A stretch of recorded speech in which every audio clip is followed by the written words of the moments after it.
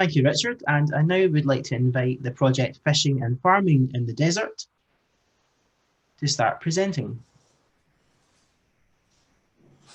Okay, I don't know if you can hear me. Can you hear Yep. me, Amy? Yeah, we can hear you, Ollie. Okay, perfect then. Good morning and good afternoon, everyone, depending where you are. Well, I will give you a small overview of what the project is. As you can see, the title of the project is Farming and Fishing in the Desert, and it is a platform for understanding El Nino food systems and opportunities in the context of climate change in Sechura, Peru. Sechura is a relatively small city located in the north of Peru. It is one of the most related to El Nino phenomenon, and is one of the most affected, but also benefited by it. If you can pass to the next slide, please. First, I wanted to give you a small context and what the project is doing related to that context. Well, the context is that extreme rainfall events, such as those generated by El Nino in South America, can cause devastation through flooding, especially in low and middle income countries, especially in Peru. Peru is special in this case because it's a country that is deeply related or intimately linked to El Nino Southern Oscillation or El Nino phenomenon. However, very little attention has been given to the positive side of it, to the opportunities and benefits that these events can create for food systems. Especially in the context of climate change in desert areas. This is as you can see, this is particularly important because these events have the capacity to bring huge amounts of water into the middle of the desert and make huge extensions of land in the desert fertile.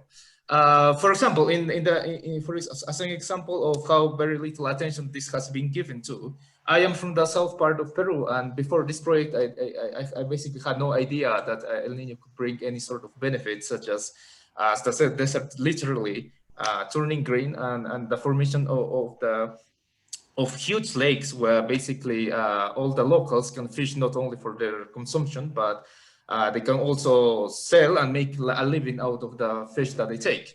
And they also invest that money in their lands to plant more crops, for example. You normally don't see that sort of thing on the media. You don't see that on the newspaper that the project is also analyzing. It is in this context that our project is undertaking the first systematic approach to the research of El Nino desert food systems in the Sechura Desert, where the outputs from our research or the outputs from our project will have a bearing on how future challenges and opportunities associated with climate change, specifically with El Nino phenomenon in northern Peru, are going to be imagined not only in academia but also in the policy making, which is really needed in this sort of places. Next slide, please. Well, now this is a short diagram that summarizes the relations between the main aim, the objectives, and the work packages that we have inside the project. And as you can see, these work packages are related to their objectives that have the same aim, the same aim, which is to better understand the desert El Nino food systems, using an interdisciplinary approach and interdisciplinary point of view, so that these food systems become more resilient to future environmental shocks. Now, next slide, please. Going on to the aims and objectives. We have, as I was telling you, that the main aim of the project is to create an interdisciplinary research group, research partnership, research consortium to understand the desert El Nino food systems in Sechura. This is a pathways towards enhancing its long-term resilience to future environmental shocks such as El Nino phenomenon. As the first objective, we have to build an interdisciplinary group to examine the desert El Nino food systems. Also, as a second objective, we have to gather baseline information related to El Nino, its effects, its causes, and also the historical data. This is basically to understand the past no, to understand to study the past, sorry, to understand the present and to prepare or plan for the future. By the way, my colleague will do a more in-depth presentation related to this second objective, related to the historical data part of the project. In the case of objective number 3, we have the objective to evaluate current systems, combining 2 points of view, the point of view as of the social science point of view, combining this with the fishery and agricultural sciences point of view to address the food systems from a combined perspective. Now, in the case of the objective number 4, we have the final objective, which is to develop a blueprint for production, processing, and commercialization. This to take advantage of the new opportunities that that El Niño phenomenon or climate change generates, make the livelihoods of the people that live nearby more sustainable. This is so that what you can see on the right side of the slide or on the image doesn't happen again, or doesn't happen again, where tons and tons of fish are left waste due to government restrictions that don't allow the fishermen to take the small fish for their own consumption. I mean, this fish is going to die anyway because the lake is drying up really quickly. I don't think you can really see it on the image, but there is like tons and tons of dead fish just in the middle of the desert. Passing to the next slide, please. Well, finally, we have, I wanted to present what the project is doing right now, what the SPEED project is specifically doing right now as a small summary. As you can see, the project is deconstructing the climate history of the Sechura Desert.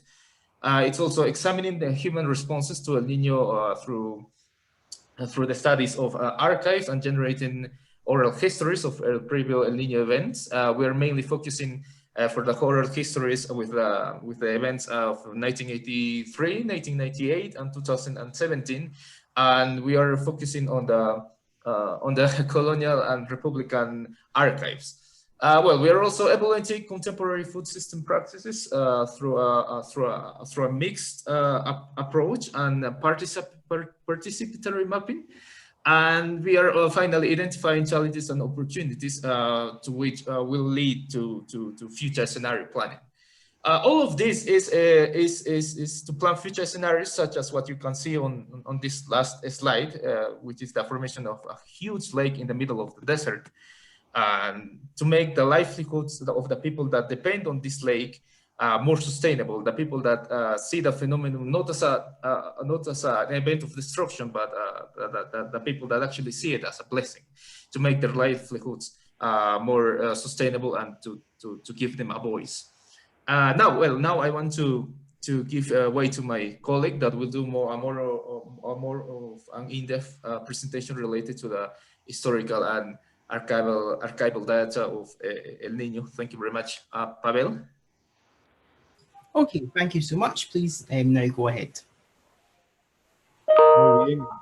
Buenos días. Buenas tardes. Como ya lo mencionó Oliver, estamos trabajando, uno de los puntos del proyecto es la parte de la historia de Sechura. Entonces, he creído conveniente aquí un pequeño mapa sobre la región, sobre la zona, dentro del departamento de Piura, y toda esta parte que aquí dice desierto de Sechura, ¿no? Desierto y Sechura aquí, al costado de la desembocadura del río, ¿verdad? Siguiente, por favor.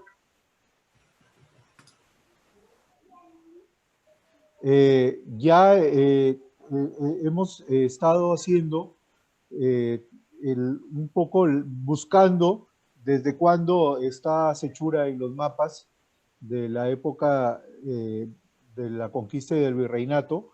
En el siglo XVI no hemos encontrado la referencia en los mapas a Sechura, pero en la documentación sí vemos que se le llama, no se le llama todavía desierto, sino se le llama despoblado. Es el despoblado de Sechura, el gran arenal que había entre la ciudad de San Miguel, que aquí aparece, aquí lo estoy, San Miguel, antes de pasar a otros pueblos de españoles como Saña o como Trujillo, hasta ahí llegar hasta Lima, la capital del virreinato. Siguiente, por favor.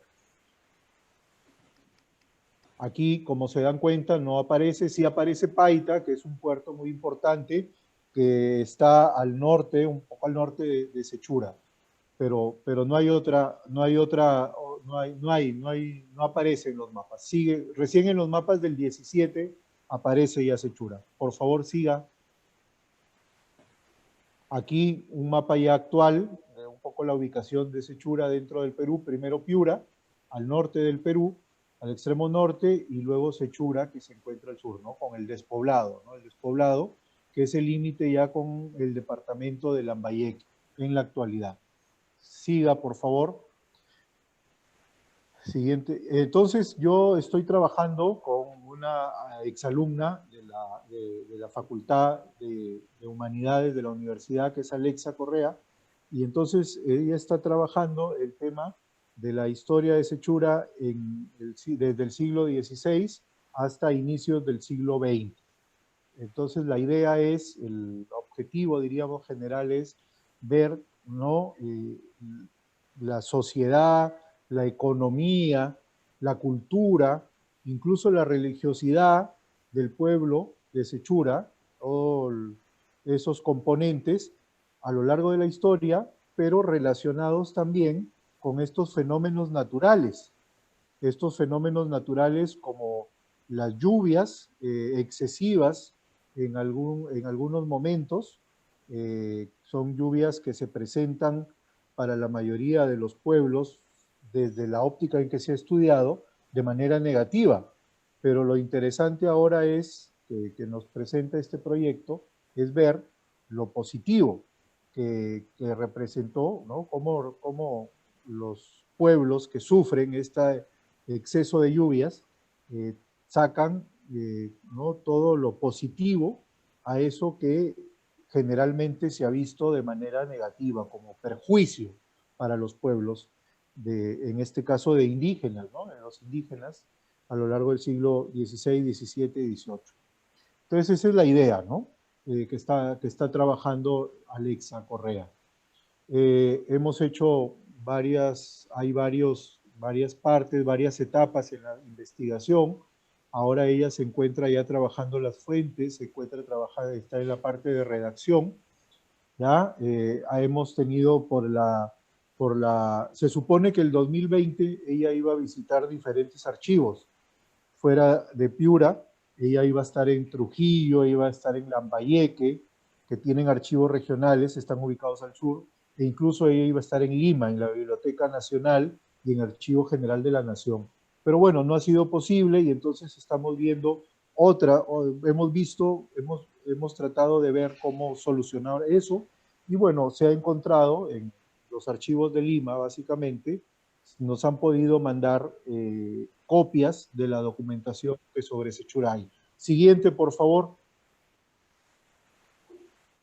Entonces, donde hemos tenido éxito, diríamos, y con el dinero del proyecto, se ha podido contactar con la Biblioteca Nacional del Perú, la parte del archivo histórico, y entonces nos han enviado estos 6 expedientes que van desde el siglo XVII fines hasta fines del siglo XIX. Y entonces ya estamos trabajando con ellos, que nos habla de alguna manera de diferentes, ¿no? Materias por las que ha ido atravesando Sechura. ¿Ya?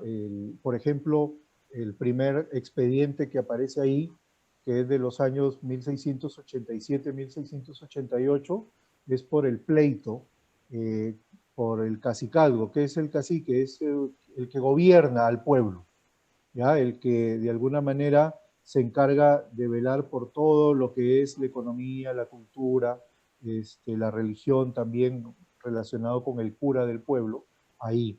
Tenía muchas prerrogativas, a diferencia de los indios del común, y entonces ahí hay un pleito que va a durar 2 años y donde lo interesante es, de alguna manera, los alegatos, cómo se defiende cada una de las partes para decir que tiene mejor derecho a ese cacicazgo.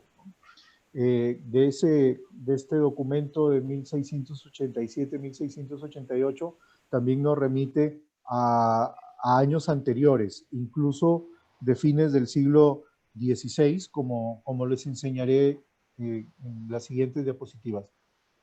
Siguiente, por favor. Esto es del Archivo General de la Nación.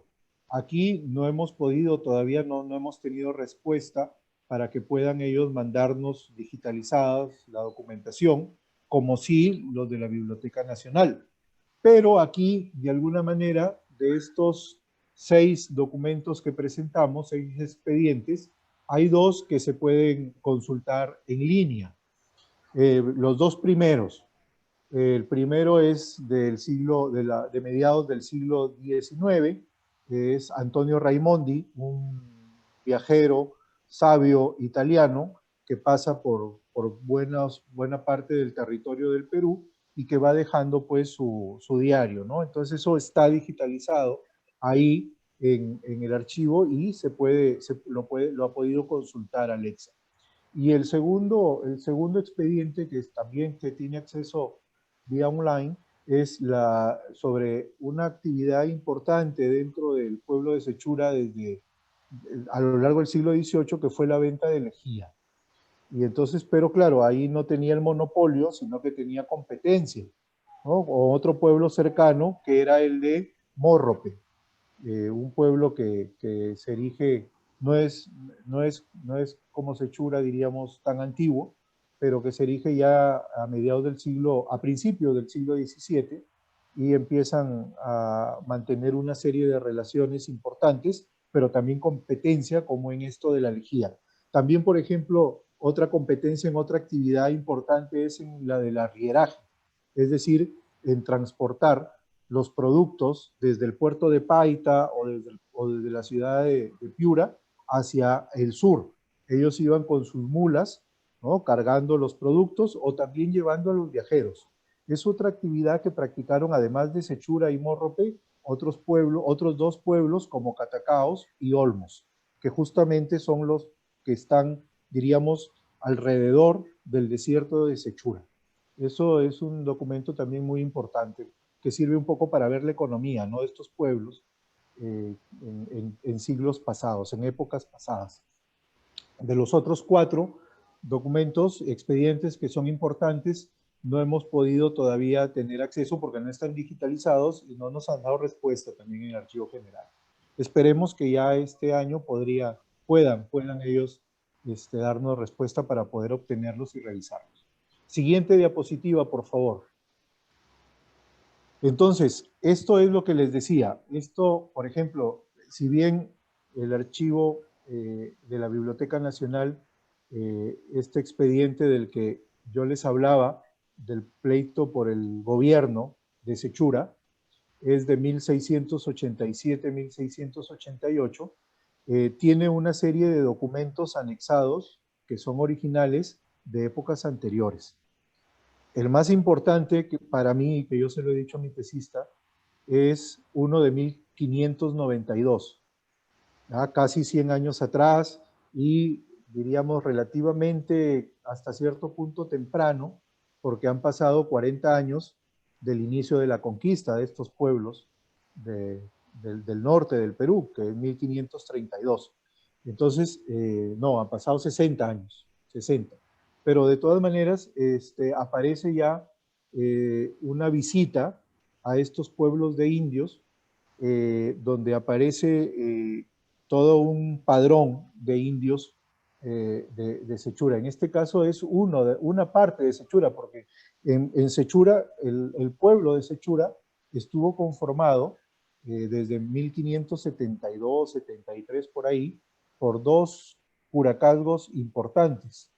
Por 3 curacazgos importantes. Uno, el de Sechura, que da el nombre al pueblo hasta el día de hoy, pero también existía un pueblo que era el de la Punta Aguja, otro pueblo que era el de la Muñuela, y cada uno de estos tres tenía a su vez, era una organización política bastante sui generis, diríamos. Cada uno de ellos tenía pues caciques, segundas personas a su cargo, ¿no? Pero que ya luego, a lo largo del siglo XVII, ya esa organización política que viene desde épocas prehispánicas, es decir, antes de la llegada de los españoles, esta organización política que todavía podemos ver a fines del siglo XVI, ya no se ve en el siglo XVII, ya se va perdiendo, ¿no? Y entonces aparecen solamente Sechura, ¿no? El nombre de Sechura. Pero hay que saber que Sechura estuvo conformado desde épocas prehispánicas y a partir de 1532, ya con la llegada de los españoles, por varios pueblos, ¿no? Unos que eran principales, diríamos, que luego van a ser llevados al pueblo de Sechura, y cada uno de estos gobernantes tenía a su vez, ¿no?, unos gobernantes subordinados a él, ¿no? Segundas personas, mandones, mandoncillos incluso, ¿no? Así dentro de esta organización política. Entonces eso es una cosa importante que hemos encontrado aquí. Y lo hemos relacionado con otra documentación importante que encontramos en el Archivo Regional de Piura, y con esto acabo ya para no extenderme demasiado. La siguiente y última diapositiva, por favor, que es la siguiente, por favor, la siguiente. Esta, que es otra visita al otro pueblo de Sechura, al otro pueblo, que es la Muñuela, es la de 1592, es la de la Punta Aguja, y pueblos que estaban subordinados a la Punta Aguja, al cacique de la Punta Aguja, son Pesura y Muniquilán. Acá es Sechura y la Muñuela, ¿no? Sechura y un cacique subordinado que es la Muñuela, que es de 1572. Esto lo encontramos en el Archivo Regional de Piura, y entonces nos ha permitido de alguna manera tener la conformación política más cercana a la verdad del pueblo de Sechura en la segunda mitad del siglo XVI, que es, diríamos, cercano a cómo estaba conformado hacia 1532, creo yo. Esto nos va a permitir hacer una organización política bien interesante del pueblo de Sechura, y lo mejor es que ambas visitas incluyen el padrón de los indios tributarios, es decir, de los hombres de entre 18 y 50 años que se encontraban viviendo ahí en el pueblo, ¿no? La de 1592 además da el nombre de las esposas, de los hijos, los años que tienen los hijos, también pequeños, adolescentes, porque eso interesaba a la corona española desde el punto de vista económico, porque claro, ¿quiénes eran los que pagaban el tributo? Aquí es una cuestión importante también, que lo pagaban básicamente en pescado, en toyo, en sardinas. Pagaban los hombres pues de entre los 18 y 50 años, y ya apenas, por eso interesaba las edades de los niños o de los adolescentes, porque apenas empezaban o cumplían 18 años, ya tenían que pagar tributo también. Y si se casaban antes, a los 16, por ejemplo, ya entraban también a pagar tributo, ¿no? Eran considerados dentro del padrón tributario y obligados a ese pago. Entonces, fíjese, economía, política y sociedad unidos aquí en estos dos expedientes del siglo XVI uno, del siglo XVIII otro, pero que me presenta traslados del siglo XVI, copias, ¿no?, de documentos del siglo XVI. Entonces, de esta manera nosotros estamos trabajando con la tesista Alexa Correa en la elaboración, ¿no?, de esta historia del pueblo de Sechura a través del siglo XVI hasta inicios del siglo XX. Eso es lo que queríamos comentarles a ustedes, y seguiremos pues dando más avances de la investigación en futuras reuniones. Muchas gracias.